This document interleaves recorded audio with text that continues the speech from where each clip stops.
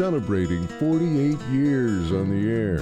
Award-winning Farm Week is a production of Mississippi State University Extension.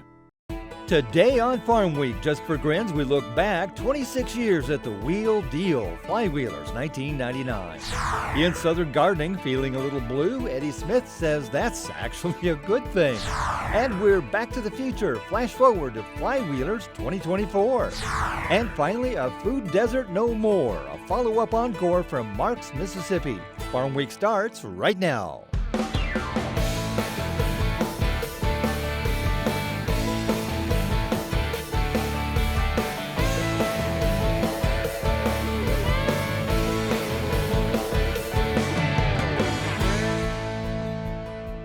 Hello everyone, I'm Zach Ashmore. And I'm Mike Russell. Great to have you with us again here in Farm Week. Always good to have you here. It's well known that many of our viewers often get nostalgic about the good old days. Well, back in 1999, 26 years ago, Farm Week went to Houston, Mississippi for the Flywheelers Festival. What is that, you ask? It's the Wheel Deal. Here's that story, and we pick up with the original intro on June 3rd, 1999 by former Farm Week anchor Artis Ford. Well, you hear a lot of talk these days about the end of the century approaching as well as the millennium. Well, now it's an understatement to say that agriculture has changed in that time. There's a group in Mississippi that's working to make sure that the relics of our agricultural and rural past will be around in the next century. Members of the Mississippi Valley Flywheelers Association collect, restore, and exhibit antique farm equipment. They gather in Houston in April and September of each year to let future generations know what the good old days were really like. Farm Week visited the Flywheelers at their April show. To see them is impressive, but to truly experience them, you have to hear them. They're called flywheel engines, the name coming from the heavy flywheels that make them run. In the early part of the 20th century, they helped to modernize farms and businesses as American agriculture moved from manpower and animal power to mechanical might. A lot of the old fellers, they get a kick out of it. They say, well, man, my dad had one of these, and I learned how to plow on one of those, and it just goes on, and that's what we're in it for. I guess it's like collecting matchbooks or Barbie dolls or whatever you happen to collect. You can't get enough of them once you get started. In addition to flywheel engines, the Mississippi Valley Flywheelers Association devotes itself to the preservation of other historic agricultural equipment like tractors and farm implements. The association holds flywheel festivals on the last weekends of April and September in Houston, Mississippi. The events give the association's members a chance to pass on the history they've learned to children and adults. The festivals attract up to 25,000 visitors and exhibitors from 10 to 15 states. Besides the antique farm equipment, there's also an arts and crafts fair and a play area for children. In spite of their size and weight, the gasoline and kerosene-fueled engines develop a small amount of power by today's standards. For example, this 1917 Hercules 600-pound engine generates 1.5 horsepower. The metal flywheels provide the momentum to keep the engine in motion between the times the single-cylinder fires. Every engine has a flywheel of some kind. You may not necessarily see it, which you don't now in cars and trucks and so forth, but it's still there. In spite of their low horsepower, the flywheel engines were serious equipment for farms and rural businesses. Their heyday was from the late 1800s into the 1930s, when large areas of the United States did not have electricity.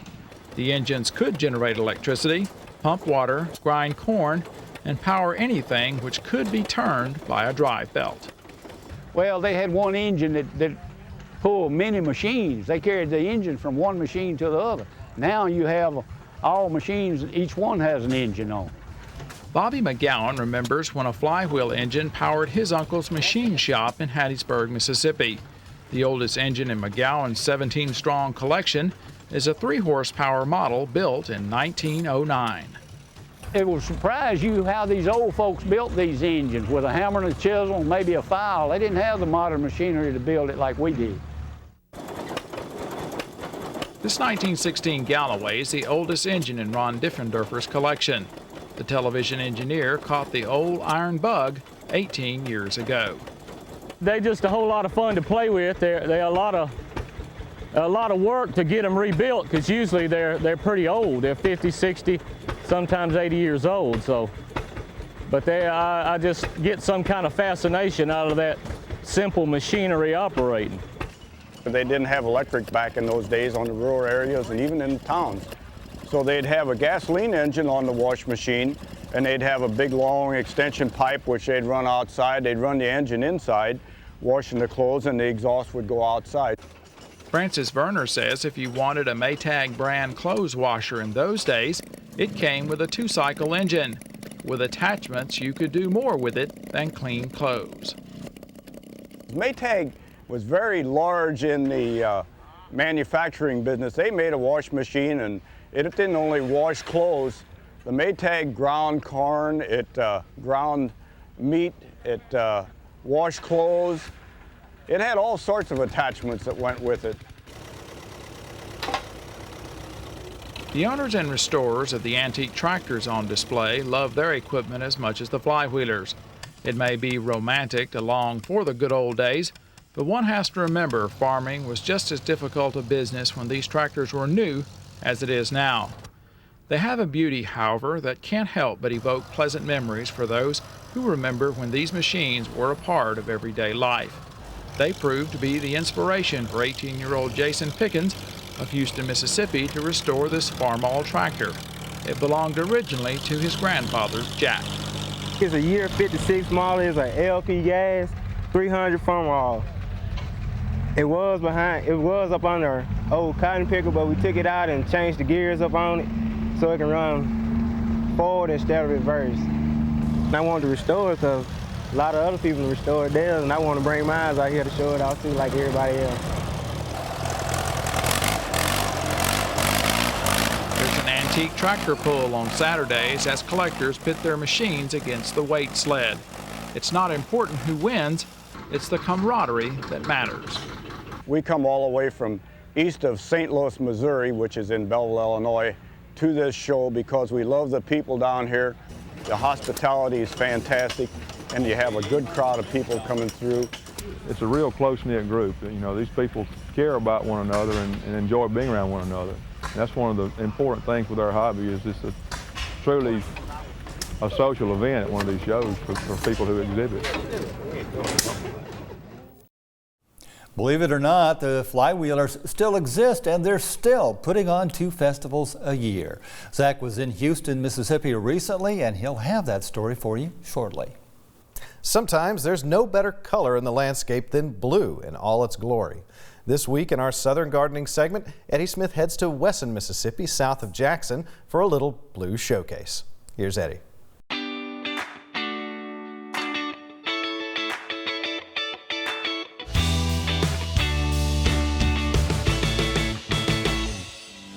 Today, Southern Gardening is at Buds and Blooms Nursery in Wesson, Mississippi, where they have some plants with gorgeous blue blooms. Let's take a look at some of these plants. One of my favorites, Blew My Mind, is cherished for its striking, true blue, funnel-shaped flowers and silvery green foliage. This low-growing perennial is a heat-tolerant plant that thrives in full sun and makes a great ground cover in warmer climates. Gardeners in cooler climates often treat it as an annual. Another one of my favorites, Blue Plumbago, is a fast-growing plant admired for its clusters of delicate sky blue flowers produced in late spring through fall. It has a sprawling growth habit and is ideal for zones 8 through 11.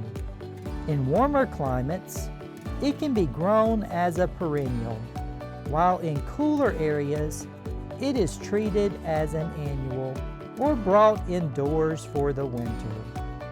To promote more abundant blooms, plant in an area that gets at least 6 hours of direct sunlight and provide monthly feedings with a balanced fertilizer during the growing season. Lastly, the Peter III aster is a striking variety of aster, featuring daisy-like blue flowers that bloom in late summer and fall. This hardy perennial has a compact growth habit and thrives in full sun or partial shade. It prefers well-drained soil and regular watering, especially during dry spells. Deadheading spent blooms encourages continuous flowering. Suitable for zones 4 through 8, Peter III blue aster is cold hardy and returns reliably each year. As you can see, plants with blue blooms can make a beautiful addition to your landscape. I'm Eddie Smith, and I will see you next time on Southern Gardening. We'll take a break right here, but don't go away. Coming up on our Farm Week feature, a success story in the Mississippi Delta, a Farm Week encore. In a part of the Delta long considered a food desert, a town that played a prominent role in civil rights history, a grocery store comes to Marks, Mississippi. It was a long-awaited follow-up to our news coverage of a grand opening that put smiles on the faces of everyone involved. And it showcases yet again just how extension matters. That's coming up on Farm Week. Don't go away.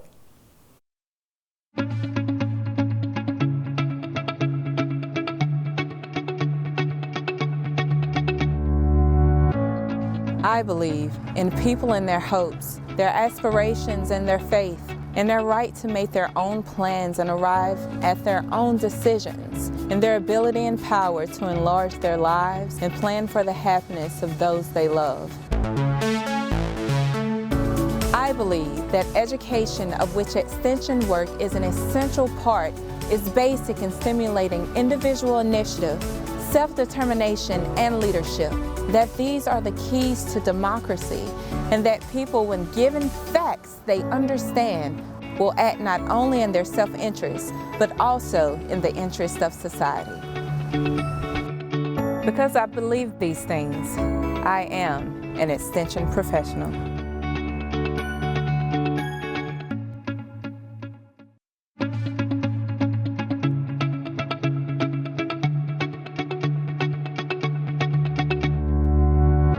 I believe in people and their hopes, their aspirations, and their faith.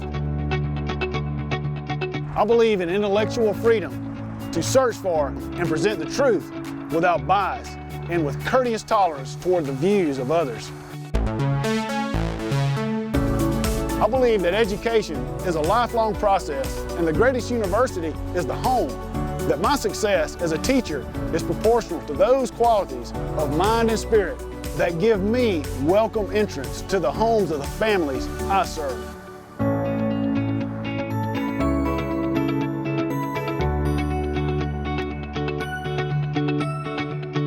Because I believe these things, I am an extension professional.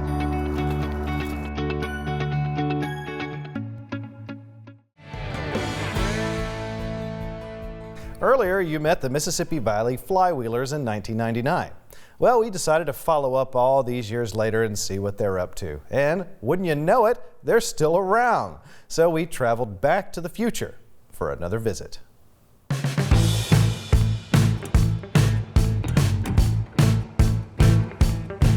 If you're a fan of old school technology, you'd feel right at home at the biannual Flywheel Festival in Houston, Mississippi. The Mississippi Valley Flywheelers have been showing off their collections for over 40 years. Farm Week's been here before, but over the years the show's focus has changed from just flywheel engines to a celebration of all things vintage, and they're happy for you to come and see for yourself. Mr. Harry Collins is the current president of the organization. This is our 43rd year. to have the Flywheel Festival. This is our fall show. We have 2 shows, one in the spring, the last full weekend in April, and then in September, it's the last full weekend in September. And this will be our 43rd year. They started, I believe it was in Grenada, and after a few years, the mayor of Houston and another gentleman moved it to Houston, and it's been here ever since. We have a big time.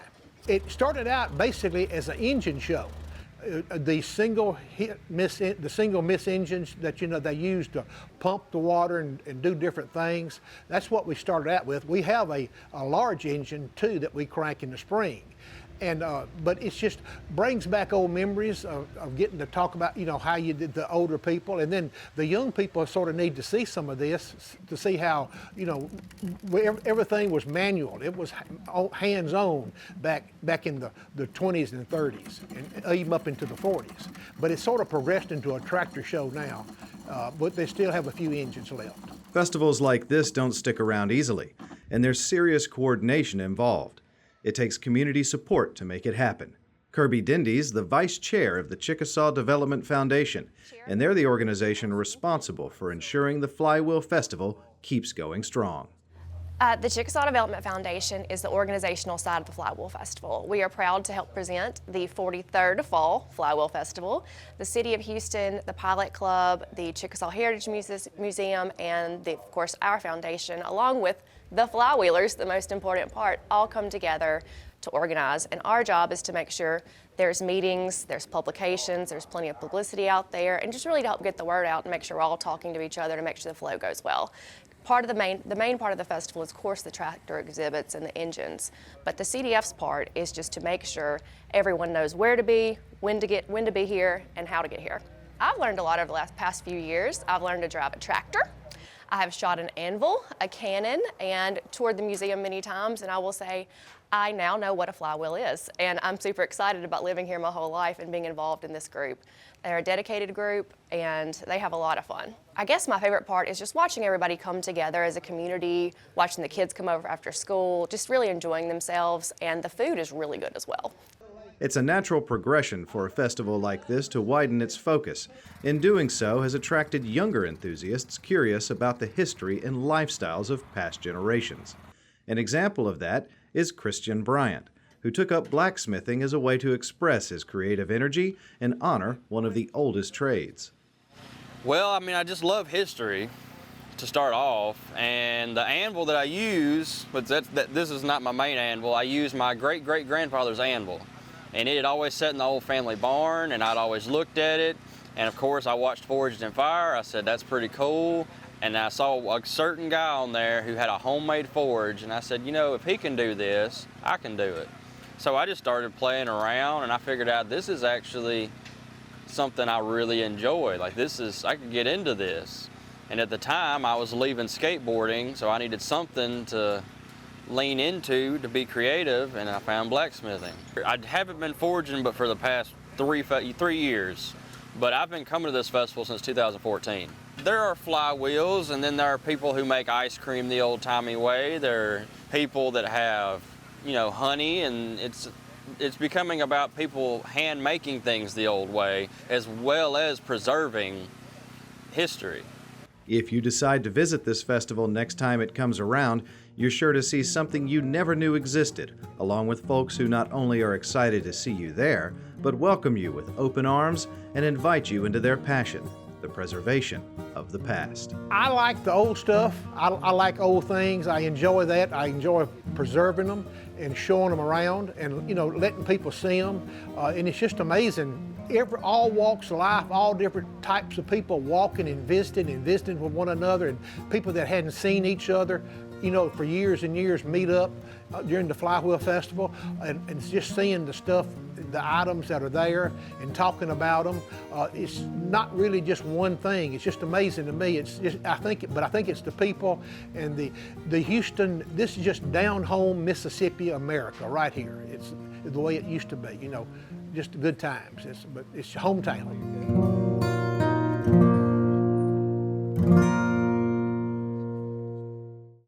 All reminder, the next festival is this weekend. If you want to keep up with the Flywheelers, head to Facebook and just search for Mississippi Valley Flywheelers.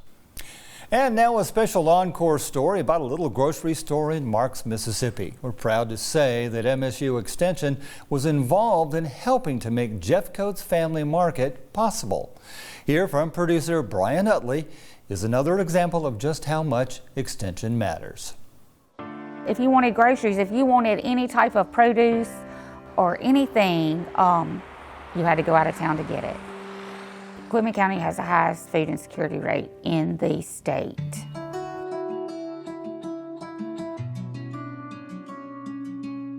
Basically, because we were a food desert, for almost 4 years, there was no grocery store in the entire county. That's a long time. I grew up here in Quitman County. It's my home, and we have a couple of dollar stores here, but you know, they wasn't a meat market, a produce market there. There's a lot of people in this county that are over 65, and they were having to pay people to drive them to the grocery store to and from. It happened to me one weekend. I needed a lettuce to make a salad, and I thought about I got to go to Batesville just to get a lettuce, so I just did it without the salad that weekend. Nobody can, you know, make daily trips to the grocery store when it's 20 miles away. Right now, oh, I forgot I don't have this for supper. Let me run to the grocery store, you know, a mile away is so beneficial.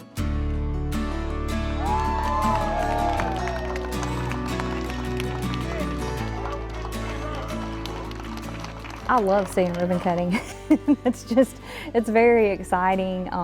The Extension Service, we may not create a job ourselves. I certainly did not open a grocery store, but we were a part of the puzzle.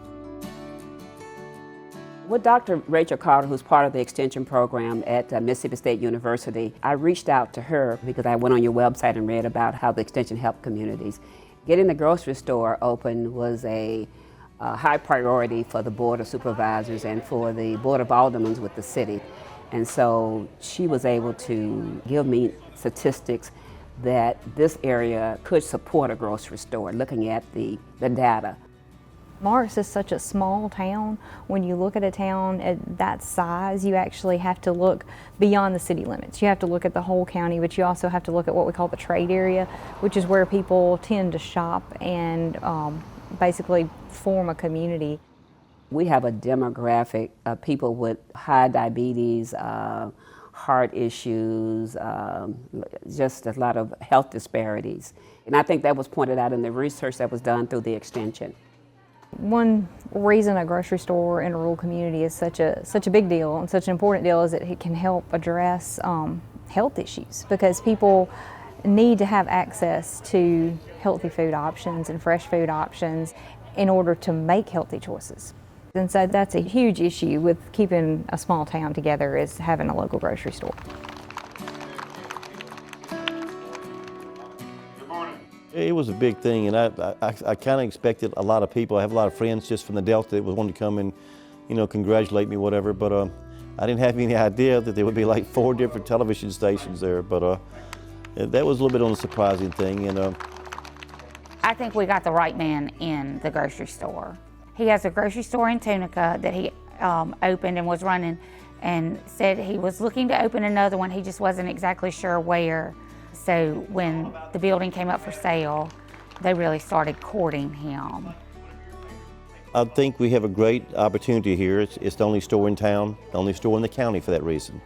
There have been stores here before that didn't make it, so I have to I have to say to myself, you know, what do I need to do that no one else did? And I mean, I'll tell everybody I don't hunt, I don't fish, I don't golf, but I really enjoy what I do, and no one has to make me go to work, so I want to be there every single day. It took the entire community, and I will tell you that a whole bunch of people never thought it would come to pass, but it is wonderful. I can tell you it's nicer than I've ever seen that grocery store. Best in town, this the place. This was the best in town.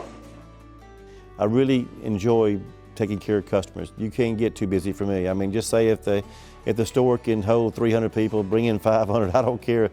I've done this all my life, and if I get the people around me, it's going to work. I mentioned to you that it's not me, it's the people that make the difference.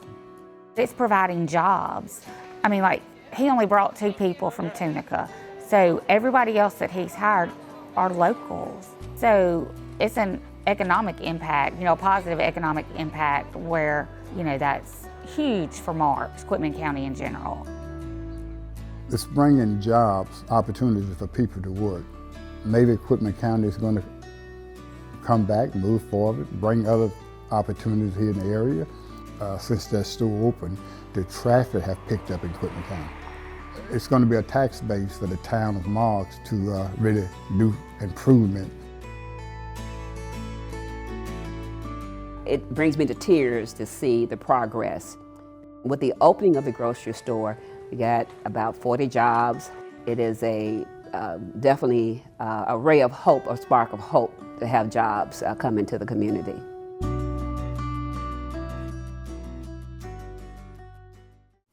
A great job by the community leaders in Marks, Mississippi, with a little help from MSU Extension. Congratulations. Well, next week on the show, another trip back in time, 2001 to be exact. The poultry industry is Mississippi's top commodity, topping out at more than $3.5 billion a year.